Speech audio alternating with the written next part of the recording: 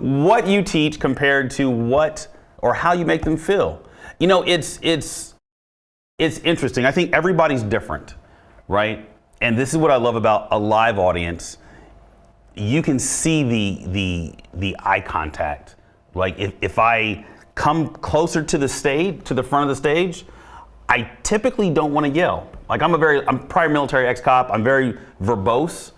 And you can just say loud. Okay, right. I like the word verbose. I found it in a fortune cookie yesterday. But when you're further back from the stage, and I think it's just like on camera, it allows you to be louder, and you don't have to whisper. But when you're louder, just like on camera, you want your arms to go up. But when you're bringing in a point, you want to slow it down, like you stated earlier, and bring your hands in if you're going to use your hands. Yeah, and in sort of the webinar space and things like that, I would use the speed of my voice quite a bit, like you mentioned.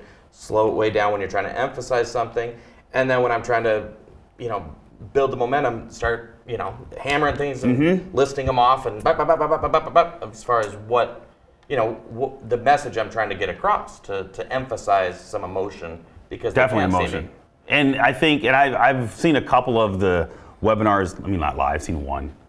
I've seen 3 minutes of one. Let me just be crystal clear on that. But what I see is that you talk to the camera, and this is something that people miss out on, even doing lives, is they look at themselves while they're talking as opposed to looking at that little dot in their phone. That's the camera.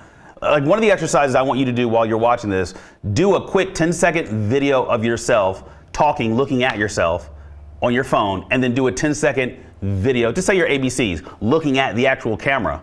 And then look at them at the same time if you can. If not, look at them concurrently, and you'll see the difference in audience engagement, whether you're on stage or on a webinar or doing a live stream. You want to always look in the camera, unless, of course, you have a sexy guest like the one who's here. Well, I'm the guest, you're the host, whatever. Somebody to your right. But anyways, I digress. Someone here with you. We can say that. I should have just started with that.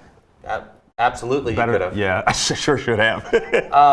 I mean, another thing that I would do, because everyone's on listen-only mode, another tactic I found is asking questions and just getting people to start using the chat and making things interactive.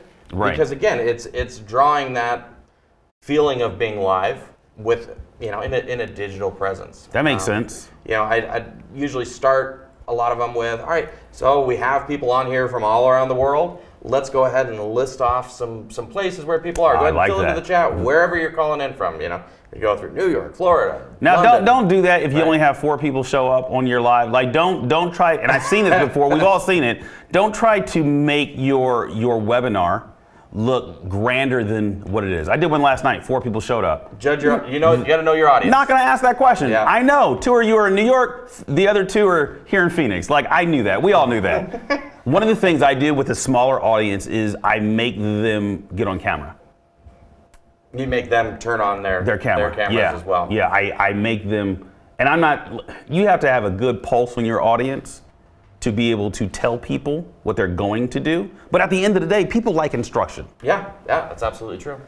And do you feel like that's for your benefit, for their benefit, or the benefit of everything? I think it's the benefit of everybody. So half of it's me, and I need to be able to see your eyes. If I'm taking the time to do something for free to educate you based off something I've learned that's going to help your business move forward, I need you to be 100% present.